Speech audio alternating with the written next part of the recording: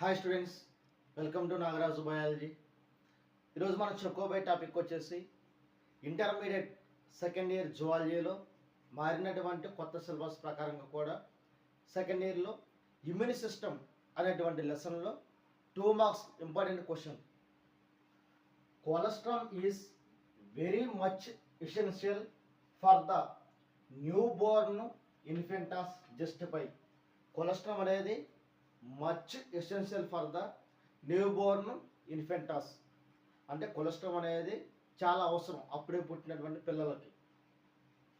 Cholesterol is the first milk secreted by the mother during lactation.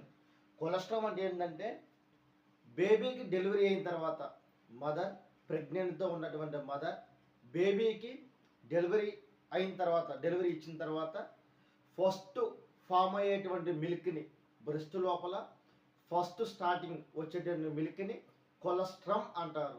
ఈ cholesterol అనేది బేబీకి చాలా అవసరం. దేనికని చాలా అవసరం అంటే మదర్ లోపల ఉన్నటువంటి ఇమ్యూనిటీ అనేది కొంత ప్లాసెంటా ద్వారా బేబీకి వెళ్తుంది. మిగిలినటువంటి ఇమ్యూనిటీ అనేది కొంచెం బ్రెస్ట్లో ఉన్నటువంటి కొలెస్ట్రాల్లో ఉంటుంది. అంటే మురుబాల లోపల ఉండేటటువంటి దాన్ని ఈ ఇమ్యూనోగ్లోబిన్ ఏ అంటారు. ఆ యాంటీబాడీస్ అనేవి మురుబాల లోపల ఉంటాయి.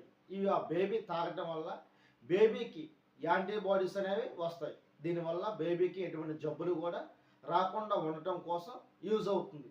అందుకోసమనే కొలెస్ట్రాల్ అనేది much essential for the new born ఇన్ఫెంటాస్.